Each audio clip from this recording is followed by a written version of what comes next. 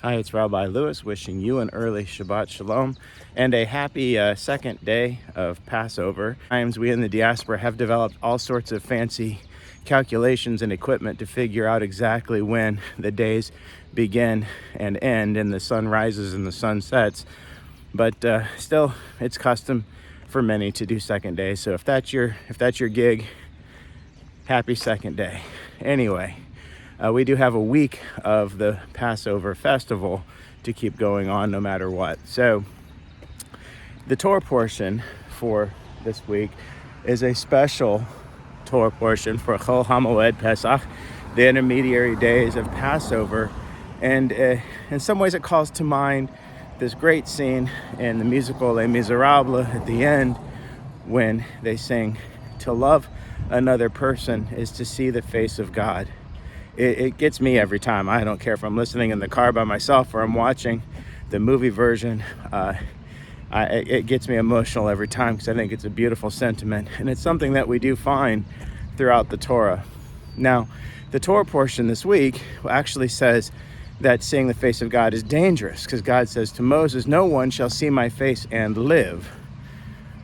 But in light of what we see with Jean Valjean at the end of Les Mis, and what we see after Jacob and Esau encounter each other when Jacob is afraid that Esau will kill him and he's reunited with his brother and he says, to see your face is like seeing the face of God. We actually see that seeing the face of God could be seen in a positive light. And so we also know that after Moses encounters God, he comes away affected, forever changed, his face glowing. So what does it actually mean when God says, "No one shall see my face and live"? I think we have to read it this way. Moses asked to see God's face, and God says, "No one shall see my face and live," in quite the same way ever again. I added that last part as a bit of a midrash because I feel like that's perhaps what it's really trying to tell us. And for proof, we've got Jean Valjean, we've got Jacob and Esau, we've got Moses, but we also have our own experiences. We've just done one, maybe two Passover Seders in our lives. We've sat down at a table. It's like the Jewish Thanksgiving. We sat across the table from people who we love, maybe met some new people. Maybe there's people that we've known forever or just met that we might have differences of opinion with. But at the end of the day, in that shared experience, we saw each other's faces and we discovered a mutual love and respect for one another, I hope. And that's the goal, right?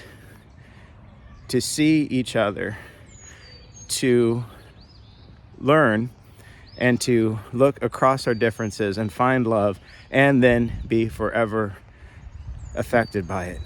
That's what it means to see the face of God, is when we see each other and embrace each other and accept each other. Anyhow, those are my thoughts for this Shabbat and this CHOL HAMOEID Passover. Hope to see you all real soon. Shabbat shalom.